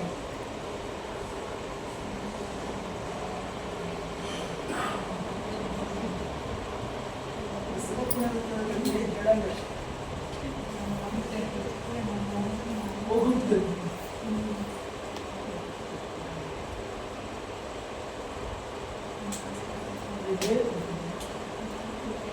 நாகமும் இன்பம் இது இருக்கக்கூடிய சிவலிங்க திருமை இதுதான் பெருமாள் கடந்து இருக்கக்கூடிய இடம். இந்த ஆன்ம தத்துவத்திலிருந்து பாருங்க, இந்த தண்டு என்று சொல்லக்கூடிய 8 அங்குலம் இது கணக்கு. நம்மளுடைய தொப்புள்தானத்திலிருந்து இதய தாமரைக்கு இருக்கிற தூரம் வரைக்கும் 8 அங்குலம் இருப்பதாக ஒரு வரைமுறை. இந்த 8 அங்குலத்தில் இந்த புள்ளித்தானத்திலிருந்து இது வந்து இங்கே வந்து இந்த தாமரை கமுந்து இருக்கிற தாமரையை பிரித்து அதில் சிவலிங்க திருமணிகளை பாவிக்கிறதுக்கு முன்னாடி இந்த 36 தத்துவங்களையும் கடந்துதான் சொரூப நிலையில் அவன் இருக்கிறான். இந்த 36 தத்துவங்களையும் தனக்கு ஆசனமாக கொண்டு இருக்கிறான். அவன் எங்கே அமர்ந்திருக்கிறான்னு கேட்டிங்கன்னா 36 தத்துவங்களுக்கு மேலாகாமல் அமர்ந்திருக்கிறான். அது சிவலிங்க திருமேனியார். அந்த சிவலிங்க திருமேனி என்பது அந்த சிவ குறி நம்மளுடைய அறிவு. அந்த குறிக்குள் இருக்கக்கூடிய ஆற்றல் சிவம். மூர்த்தி நம்மளுடைய அறிவு. மூர்த்திமா அந்த அறிவுக்குள் அறிவாக இருக்கக்கூடிய சிவம். இப்போ நாம கடக்க வேண்டிய இடம் எங்கன்னு கேட்டீங்கன்னா 24 தத்துவங்கள்ல பூதம் 5, தன்மாத்திரை 5, கண்மேந்திரியம் 5, ஞானேந்திரியம் 5, கண்மேந்திரியம் 5, அந்த கரணம் 4. இந்த கடக்க வேண்டிய இடம் என்னதுங்க?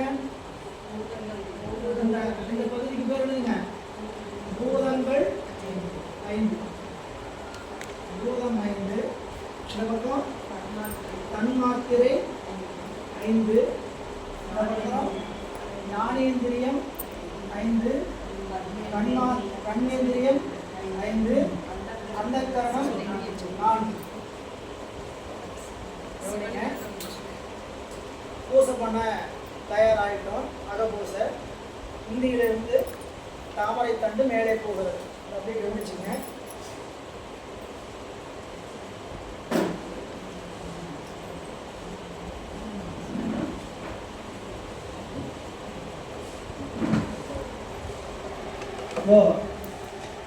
தொப்புள்தானம் இந்தித்தானம்னா தொப்புள்தானத்தில் தான் அந்த தாமரையினுடைய கிழங்கு இருக்கிறதாக பாவித்து அதிலிருந்து தாமரையினுடைய தண்டு புறப்பட்டு வருது.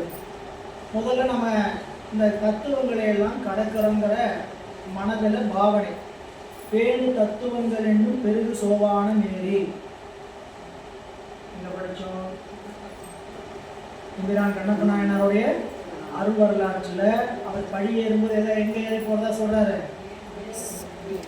உரிமை தேவரை பார்க்கறதுக்கு காலத்தி மலை ஏறாரு. படி ஏறும்போது அந்த படிக்கிட்ட என்ன சொல்றாங்க?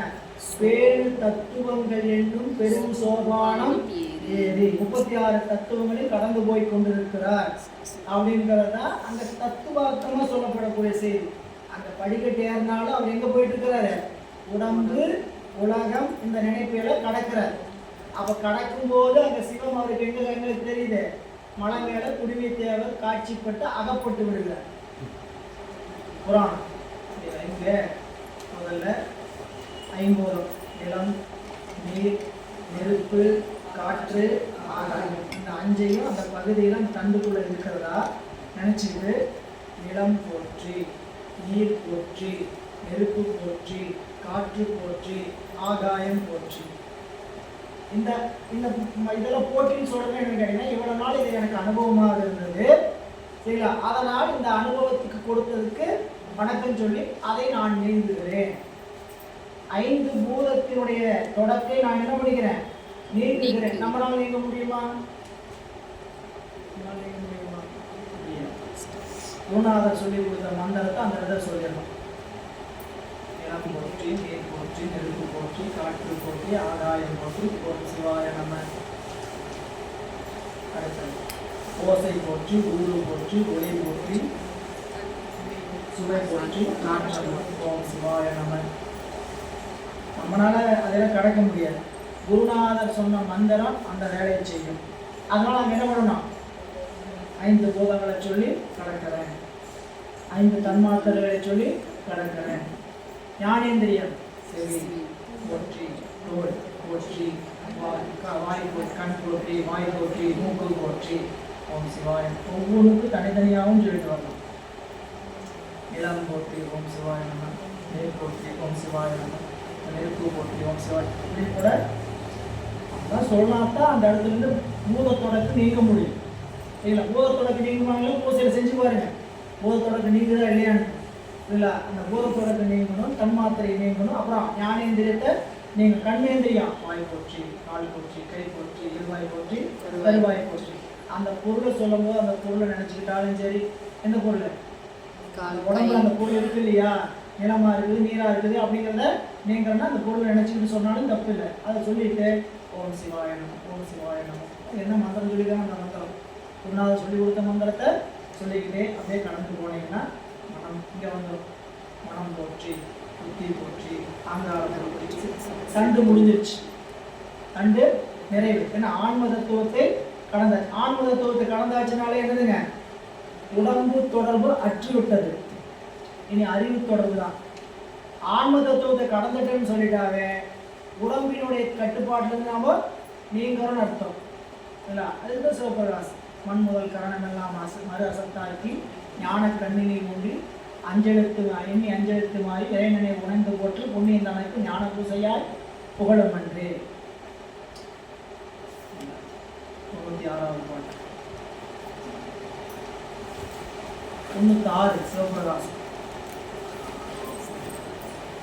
அண்டம் மேவிய அனைத்தையும் அண்டம் மேவிக்கொண்டால் போல் எவையும் ஞானம் குறைவிலா நிறைகளாலே கண்டதோர் பொருளை அந்த கரத்தினால் காணே தானே அண்டநாயகர் மீது ஞானதில் ஐயமில்லை. அது சிவயோகம். புரியல. அடுத்தது 97 மண் முதல் கரணம் சரியை ஞானத்தில் கிரியை, ஞானத்தில் கிரியை. மண் முதல் கரணமெல்லாம் மறு அசத்து ஆக்கி ஞானக்கண்ணில் ஊன்றி அந்த கருத்தினால் எவையும் நோக்கி எண்ணி அஞ்செழுத்து மாறி இறைவனை வந்து போற்ற புண்ணிய தனக்கு ஞான பூசையாய் புகழும் ஞான பூசை.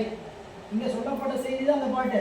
மண் முதல் கரணம் எல்லாம் மறு அசத்து ஆக்கி, மண் நிலத்திலிருந்து கரணம் என்று சொல்லக்கூடிய அந்த கரணம் வரைக்கும் எல்லா கருவிகளையும் அசத்து, இதையெல்லாம் ஜடம், இதையெல்லாம் எனக்கு பகை அப்படி என்ன பண்ணிடணும், அசத்தாக்கி. மண் முதல் கரணம் எல்லாம் அசத்தாக்கி. அப்புறம் என்ன பண்ணணும், ஞானக்கண்ணுல பார்க்கணும். அப்படின்னா என்னது, ஏன் அறிவால பூசை பண்றேன்னு நினைக்காம சிவத்தினுடைய அருளால பூசிக்கிறேன்னு ஞானக்கண்ணினால உள்ள பார்க்கணும். ஞானம் இந்த 36 தத்துவத்தையும் கலந்தாச்சு ஒரு வரியிலேயே. மண் முதல் கரணம் எல்லாம் மறு அசத்தாக்கின்னு சொன்னாவே இந்த தாமரையெல்லாம் தாண்டியாச்சுன்னு அர்த்தம். அப்புறம் ஞானக்கண்ணினில் ஊன்றி அந்த கருத்தினால் எவையும் நோக்கி பார்க்கிற பொருள் என்னவா தெரியணும், சிவமா தெரியும், திருமஞ்சனமா தெரியக்கூடாது, பூவா தெரியக்கூடாது.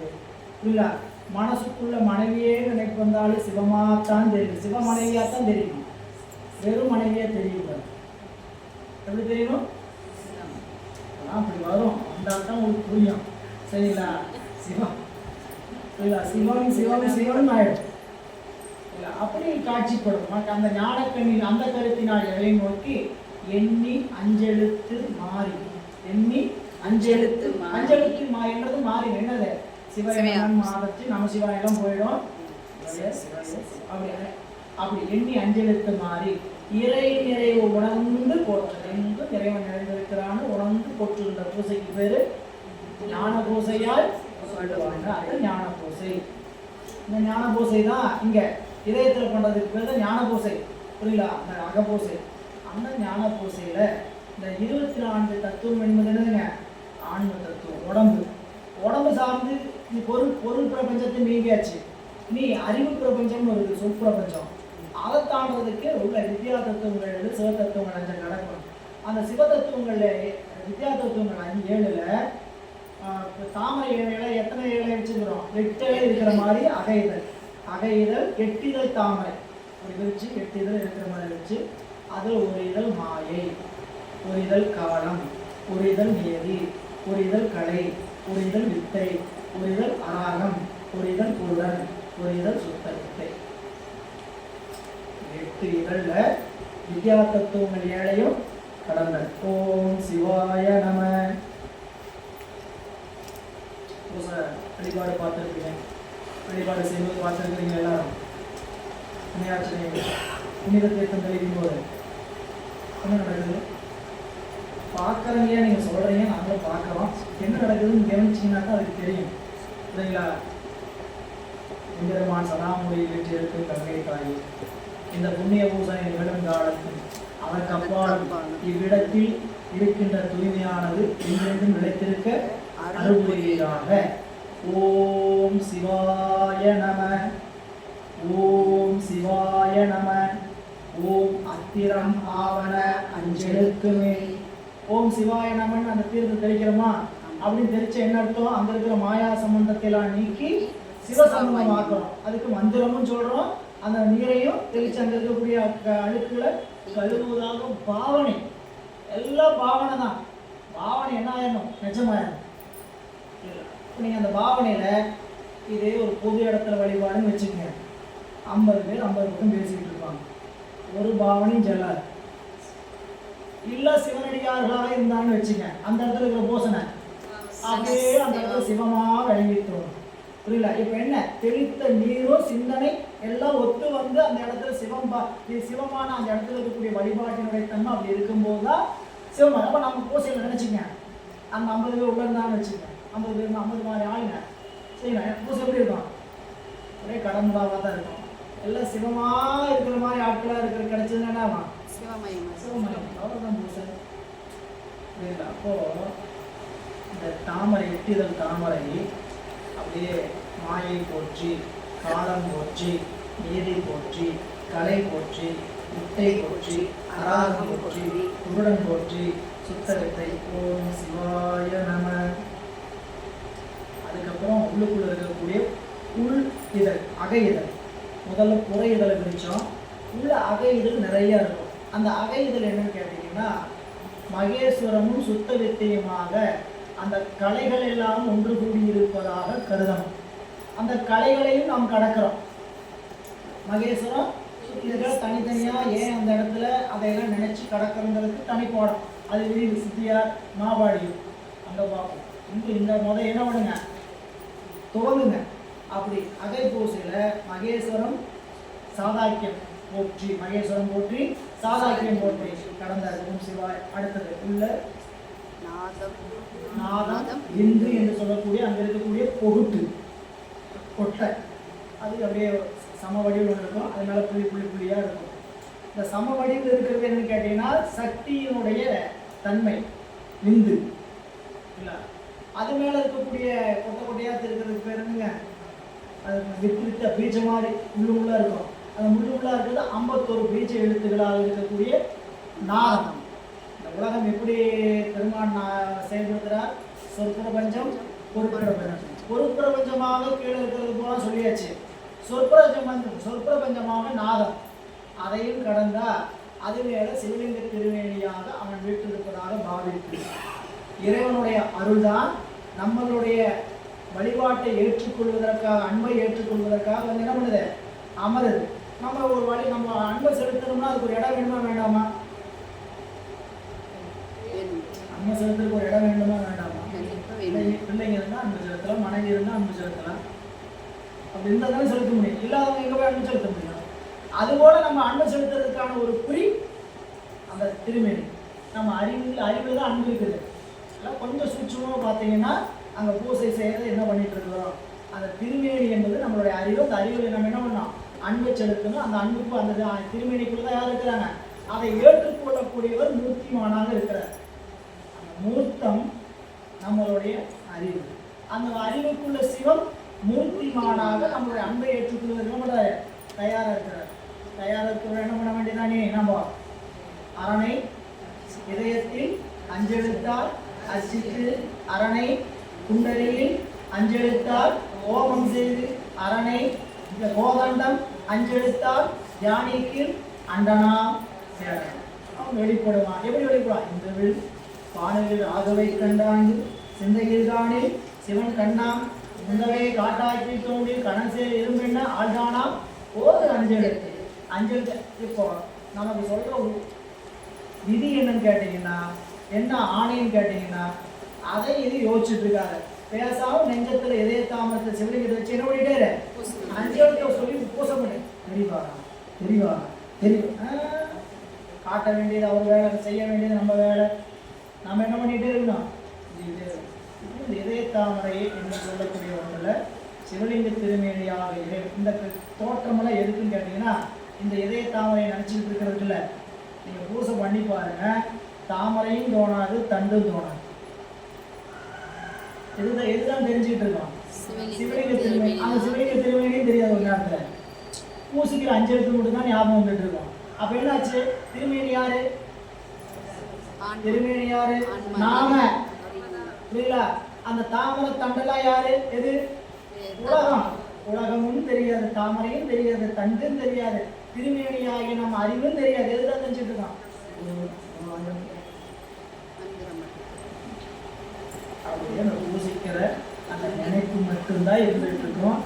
அதுதான் சிவானுபவத்தினுடைய நிலை.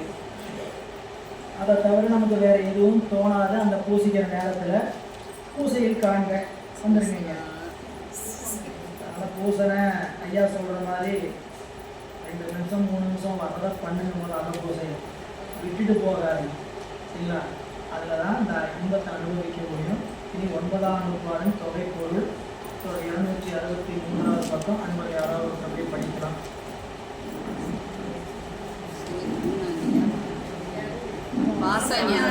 ஞானங்களினால் இறைவன் அறியப்படான்.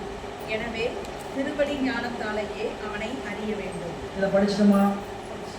ஏதாவது சொல்லணும்னு சொன்னா இந்த வரி எங்களுக்கு நீங்கள் சொல்லிக் கொடுக்கலன்னு சொல்லிடுவேன் சரிங்களா? அதுக்கு விளக்கம். உலகத்தை காணல் நீர் போல நிலை இல்லாதது என கண்டு கழித்தால் அந்த திருவடி ஞானம் விளங்கி தோன்றும். திருவடி ஞானத்தால் இறைவனை கண்ட பொழுதும் பழக்க வாசனையால் மீண்டும் உலகத்தை பற்றாது இருத்தல் பொருட்டு முக்தி பஞ்சாக்கரத்தை அறிவால் கணிக்க வேண்டும். தற்போதம் நீங்கிய நிலையிலும் அவன் அருளால் அன்றி அவனை அறிய முடியாது. ஆகவே பதிஞானமின்றி தனித்து இறைவனை காணும் தன்மை ஆன்ம அறிவுக்கு இல்லை. நிலையில்லாத உலகத்தை நிலை இல்லாதது என்று காணும்போது திருவடி ஞானம் விளங்கி தோன்றும். பிரபஞ்சம் முற்றும் நீங்கிய இடத்து சூனியம் போல தோன்றும். ஆயினும் அத்தோற்றம் சூனியம் அன்று, அது ஞான சொரூபமே. ஞாபகம் இருக்கா? பார்த்தது உங்களுக்கு முதல்ல இப்படி உள்ள போகும்போது எல்லாம் மறைஞ்சி எதுவுமே இல்லாத மாதிரி தெரியும் இல்லை? அது ஏன் அப்படி இல்லாத மாதிரி தெரியுதுன்னு கேட்டிங்கன்னா, அந்த இடம் நமக்கு புதுசான பழக்கம். அது அனுபவம் இல்லாதனால எப்படி தெரியுதுங்க, அது எனக்கு எதுவுமே இல்லாத மாதிரி தெரியும். ஆனால் அந்த இடத்துக்கும் அந்த இடமும் விளங்குற இடம் வரும். இது சூனியம் அல்ல, இது சிவானுபவத்தினுடைய நிலை அப்படின்னு அந்த அனுபவத்தையும் இறைவன் கொடுப்பாங்க. அனுபவிக்கும் போது தான் அந்த அனுபவத்தில் இருக்கக்கூடிய இன்பம் என்னங்கிறது சொல்லால சொல்லி முடிகிற விஷயமா இதெல்லாம். முக்தி இலக்கணத்தை மட்டும்தான் யாரும் சொல்லவே இல்லை. முக்தி எப்படி இருக்குன்னு எழுதியெல்லாம் காட்ட முடியாது. அதுக்கான காரணத்தையெல்லாம் சொன்னாங்க. எப்படி முக்தி அடையலாம் எல்லாம் சொல்லி கொடுத்தாங்களே தவிர நான் முக்தி இப்படி தாங்க இருக்கும் அப்படின்னு சொல்ல. நீ சாப்பிட்டு இனிப்பே எப்படி இருக்குன்னு உன்னால சொல்ல முடியாது, நீ முக்தியை போய் சொல்ற. காலையில் சாப்பிட்டீங்களா? அவங்க ஒரு வகையை சாப்பிட்டுருக்கீங்க. சாப்பிட்டது என்னன்னு கேட்டால் அதுக்கெல்லாம் பட்டியல் நீளம். சாப்பிட்டது எப்படி இருந்தது? அடடா, சாம்பார், சட்னி, இட்லி எல்லாம் சொல்லலாம். இட்லி சாப்பிட்டீங்க, இட்லி எப்படி இருந்தது? அட சுவை எப்படி இருந்தது? சுவையாக இருந்தது, நல்லா இருந்தது, நல்லா இருந்தது, நல்லா இருந்ததுங்கிறதுலே தான் போகுமே தவிர எந்த சுவை நீங்கள் எவ்வளவு தேவாமிர்தத்தாவை சாப்பிட்டாலும் கடைசி என்ன சொல்ல முடியும்? நல்லா இருந்து சுவையாக இருக்கும், நல்லா இருந்து சுவையாக இருக்கும். எழுதி காட்டிட முடியுமா? சொல்லி விளக்கிட முடியுமா? ஒன்றும் பண்ண முடியாது. இந்த உலக இன்பத்தையே உன்னால் என்ன பண்ண முடியாது? புலனில் அனுபவிச்ச இன்பத்தையே உன்னால் சொல்ல முடியாதுன்னா புலனை கடந்து அறிவினால் அனுபவிக்கிற இன்பத்தை சொல்ல முடியுமா? அதனால மணிவாசக பெருமான் அனுபவங்கள் தெரிய ஒண்ணாது, சீரடியான சிவானுபவங்கள் தெரிய ஒண்ணாது அப்படின்னா அது திருமூலர் அகத்தில் முகத்தில் கண் கொண்டு காண்கின்ற மூடர்கள் அகத்தில் கண் கொண்டு காண்பதே ஆனந்தம். சரி, படிங்க. உலகப்பற்று நீங்க வேண்டுமாயின் உயிர் சிவோகம் பாவனை செய்ய வேண்டும். அது ஒன்று தெரிஞ்சுக்கங்க. பூசை பண்ணும்போது சிவோகம் பாவனை செய்வது. இந்த கருவி கரணங்கள் எல்லாம் நாம் அல்ல, இவையெல்லாம் நமக்கு வேறானவை. சிவம்தான் இந்த உடம்புக்குள்ள இருந்து இந்த பூசையை செய்கிறார் அப்படிங்கிற நினைப்போடு இந்த பூசணையை கருவிகளை என்ன பண்ணணும்? அதுக்காக சுத்தியெல்லாம் சொல்லி கொடுத்துருக்குறாங்க இல்லையா? கர சுத்தி, பூத சுத்தி, ஆன்ம சுத்தி, மந்திர சுத்தி, திரவிய சுத்தி அப்படின்னு பூசணை செய்யும்போது இதெல்லாம் சுத்தினானதுங்க. அதில் இருக்கக்கூடிய பந்தமெல்லாம் நீங்குதுன்னு நினச்சிக்கணும். சுத்தினா சுத்தம் பண்ண நினச்சிக்கிட்டு இருக்கேன். சுற்றி சுற்றி சுற்றின்னு சுற்றி சுற்றி வரக்கூடாது. அதில் இருக்கிற பந்தத்தையெல்லாம் நம்ம என்ன பண்ணுறோம்? நீங்கிறோம். மந்திர சுற்றிக்கிட்டு மந்திரத்தை விட்டு நீங்கிடக்கூடாது.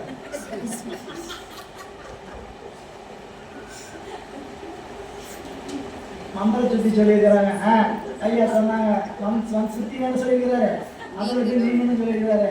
மந்திரத்தை விட்டு நீங்கிடக்கூடாது. மந்திர சுத்தினா மந்திரத்தை சுத்தமாக பிழை இல்லாமல் சொல்றது பேசுறதுங்க மந்திர சுத்தி. மந்திரத்திலும் பிழையா சொல்ல மாட்டான். நமக்கு என்ன ஓம் நம சிவாயன்னு சொன்னதுக்கு சிவாய நமன்னு சொன்னதுக்கு ஏதாவது பிழையா சொல்ல போகிறோம். அதை எங்கேயாவது வேகமாக குடுக்குன்னு தாண்டி போகக்கூடாது. அனுபவிக்கணும். பாட்டு பாடும்போது அதான் மந்திர சுத்தி. பாட்டில் பிழை இல்லாமல் பாடுனீங்க, அதுக்கு போயிடுங்க மந்திர சுத்தி. அது மாதிரி ஆன்ம சுத்தினா நான்கிற நினைப்பு, கரை சுத்தினா இந்த கருவிகள் எல்லாம் நாம இது நினைப்பினால என்ன ஆகணும்? நினைப்பினால் நீங்குக. சரிங்களா? உண்மையாக நீங்க முடியுமா? அதை வச்சுக்கிட்டு தான் என்ன பண்ணணும்? பூசையை பண்ணணும். சரிங்களா? பூசை பண்ணும்போது என்ன பண்ணணும்னு கேட்டால், நீங்கள் நல்லா பண்ணுவேன், நான் தான் பண்ணுவேன். யாராவது கேட்டீங்கன்னா என்ன கேட்குறீங்க? காலையில் எம்ஆர்ஆத பழைய படத்தை சொன்னேன். காலையில் அண்ணந்தண்ணி வாயில் சாமிகிட்ட போய் 2 வார்த்தை பேசி அவர் என்ன ஏதுன்னு 4 வார்த்தை பேசி அப்புறம் வந்து தான் வாயில் அண்ணந்தண்ணிலாம் அப்படின்னு யாருக்கும் இந்த வெளியே படமெல்லாம் போட்டு காமிச்சிட்டு கூடாது. பூசையும் போது நம்ம செய்கிற அடுத்தவங்க பார்க்கக்கூடாது. நாம் செய்கிற பூசையை உண்மையாக யாரும் பார்க்கக்கூடாது. அப்புறம் யாராவது பார்த்தாலும் நம்ம செய்வோம் பாருங்க அந்த பூசை அன்னைக்கு.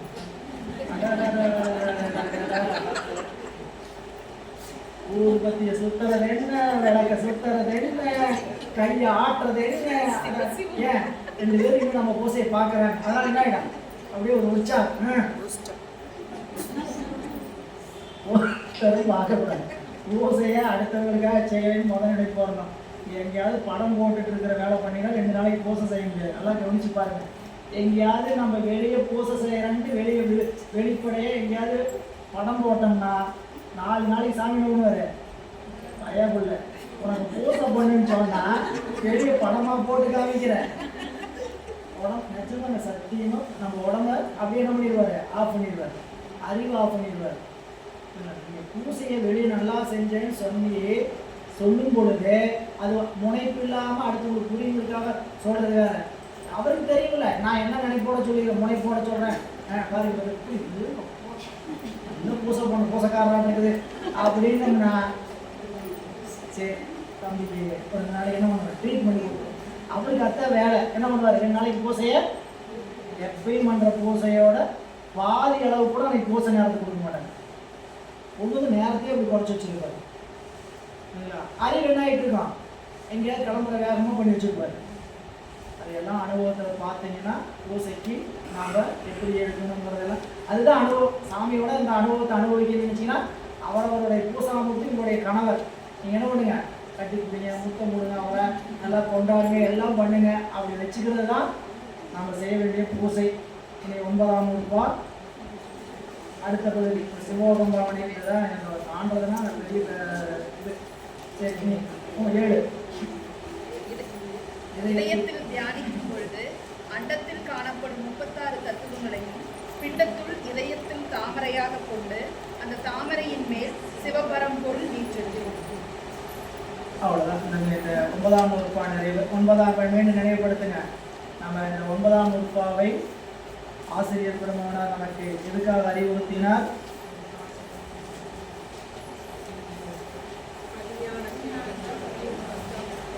9ஆம் நூற்பா என்ன கருத்து சொல்லுங்க?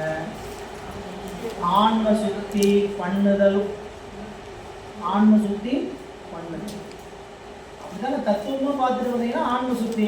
அடுத்தது படிநிலையாக பார்த்தீங்கன்னா இது சிந்தித்தல் ஞானம். இது வரைக்கும் நாம் என்ன பண்ணியிருக்கிறோம்? கேட்டோம். 8ஆம் நூற்பா என்ன பண்ணோம்? கேட்டோம். 9ஆம் நூற்பா சிந்தித்தல். சிந்தித்தல் என்பது அஞ்செழுத்தை சிந்திக்கிறது, பூசையை சிந்திக்கிறது. படிநிலை அதுதான். முதல் உபதேசம் கேட்டீங்களா, பாடம் கேட்டீங்களா, பாடம் கேட்டால் அடுத்து என்ன பண்ணணும்? சாதனை செய்யணும். சாதனையை செஞ்சால் சிந்திக்கிறது பேர் சாதனை. இந்த சாதனை செஞ்சாச்சா? சாதனை செய்யும் போது என்ன வரும்? சிந்திக்கும் போது என்ன வந்துடும்?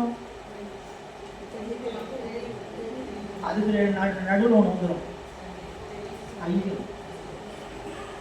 சிந்திச்சோம்னா தெளிவுக்கு முன்னாடி நடுவில் ஒருத்தன் வந்து நிற்பான். என்னதுங்க? ஐயம். ஏங்க நிஜமா அப்படி அஞ்சலுக்கு சொல்லி பூசை பண்ணோம்னா அந்த இறைவன் வெளிப்படுவாரா? நம்ம அறிவு தோன்றுமா? அந்த அனுபவம் கிடைக்குமா?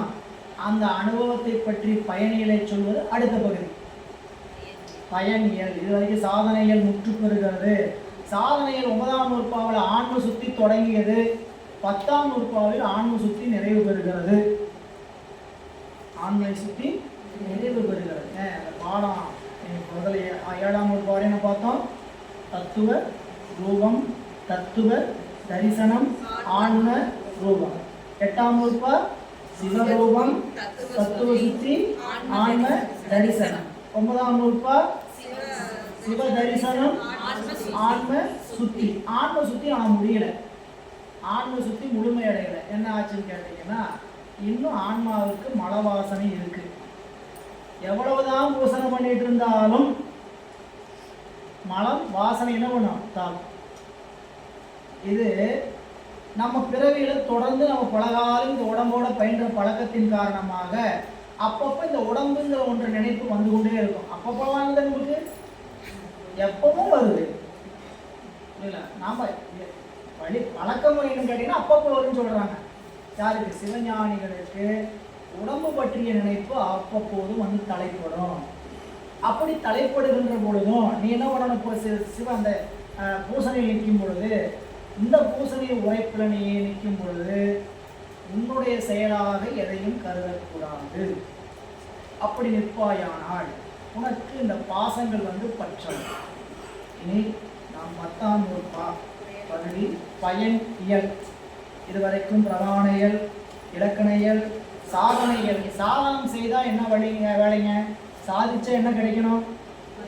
பயன் கிடைக்கணும். இப்போ பயன் என்னன்னு கேட்டீங்கன்னா 2 பயன். இறை வழிபாட்டில் நீங்கள் வந்து பாடம் கேட்பதனால மற்ற எல்லாவற்றினால 2 பயன் தான். ஒன்று பாச நீக்கம், இன்னொன்று சிவப்பேறு. ஒன்று விடணும், ஒன்று பெறணும். விட வேண்டிய பொருள் வீடு, பெற வேண்டிய பொருள் பேரு. விடுதல் எதுங்க? உலகம், பாசம். பெறுதல் சிவம். இப்போ பாசம் நீக்கம்னு சொன்னீங்களே, 9ஆம் நூற்பாவிலே நான் பாசத்தை தான் விட்டுட்டேனே. உனக்கின் பாசம் உமராபதியை ஞானக்கிணல நாடி புறாத்துணை தேர்த்தின பாசம் ஒருங்கிடான அஞ்செழுத்து சொன்னேன். அங்கேயும் என்ன சொன்னாருங்க? ஆன்மா வேம்புகின்ற பொருள் போல நோக்கிற்றை நோக்கி நிற்குமாக. இப்போ நம்ம பூசனை பண்ணிக்கிட்டே இருக்கிறோம். பூசனை பண்ணிக்கிட்டே இருந்தாலும் முனைப்பு விடாது. எனதுங்கிற நினைப்பு விட்டாலும் முனைப்பு என்னதுங்க? நான் வெளியே காட்டிக்கிறது இல்லை, நெஞ்சுக்குள்ள இருக்கு. ரொம்ப கேடு பண்ணிகிட்டே இருக்கும். நீ வெளியே காட்டிக்க மாட்டீங்க. வெளியே சொல்லுவோம் அடியே அடியே அடியேங்கிற வார்த்தை வர்றதுக்கே ரொம்ப வருஷம் ஆகும். யாரெல்லாம் அடியேன்னு சொல்லணும் சொல்லணுமா வந்து வெளியே வந்தோமா சரிங்களா. தமிழ் நகைச்சுவை சொல்கிற மாதிரி தான் தமிழாசர் ஒருத்தர் அடியேன் அடியேன் அடியேன்ட்டு இருந்தாங்க, அடிச்சுக்கிட்டே இருந்தாங்களாம்.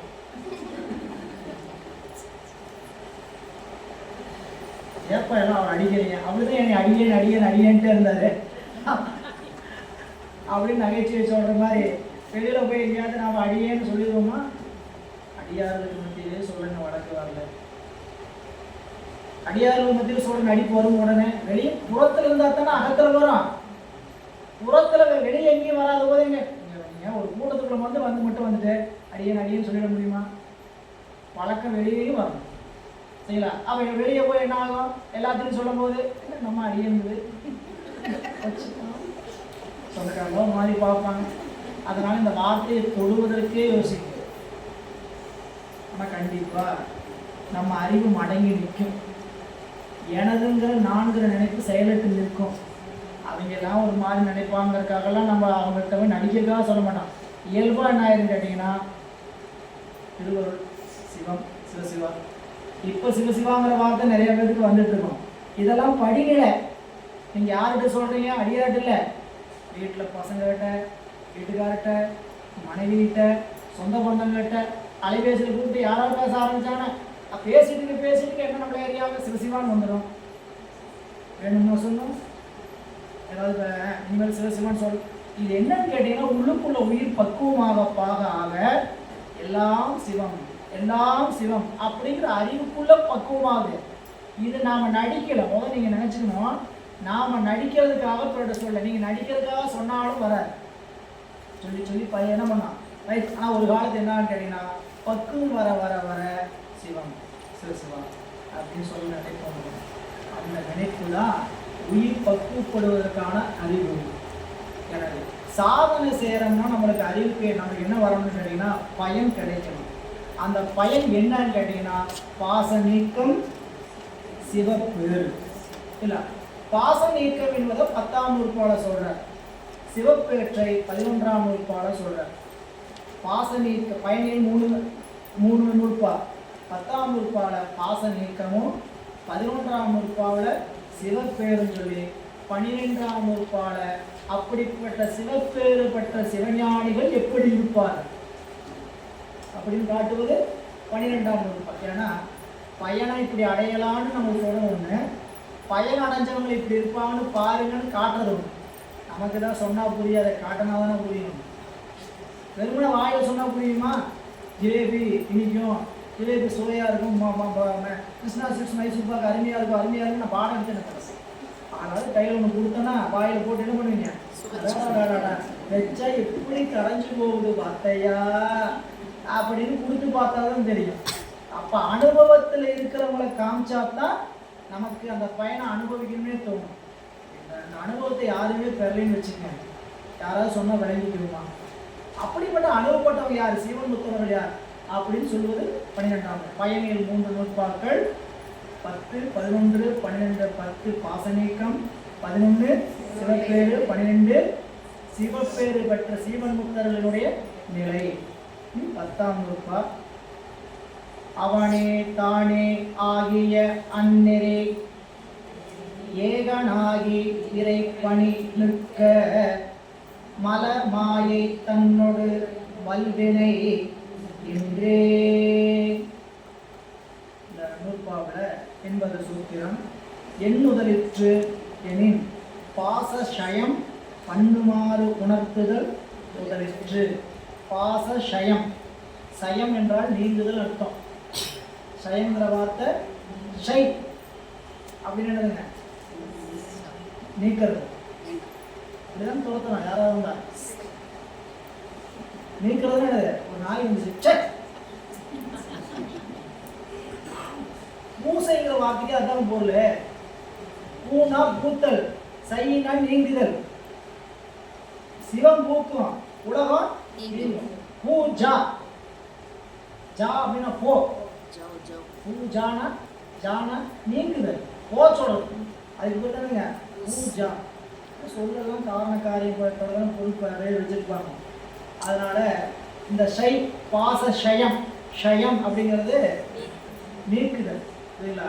ஷயம்ங்கிறது வெற்றின்னு ஒரு பொருள் இருக்கு. சயம் என்னங்க? வெற்றி. எதிலிருந்து வெற்றி? அந்த மலத்திலிருந்து நீக்கி வெற்றி அடைதல், அதனால ஷயம். எனவே பாச சயம் பண்ணுதல் உணர்த்துதல் உணர்த்திற்று என்று இந்த நூற்பா. இதுக்கு கருத்துரைக்கு பொருள் எழுதுறார். கீழே ஏற்கனவே சொல்லலாம். 7வது நூற்பா சாதிக்கும் அதிகாரி ஆன்மா என கூறியது. கூறிச்சா? புரியலைன்னா சொல்லுங்க, இது எனக்கு புரியலைங்க அப்படின்ட்டு. 7ஆம் நூற்பா என்ன சொல்லுச்சு?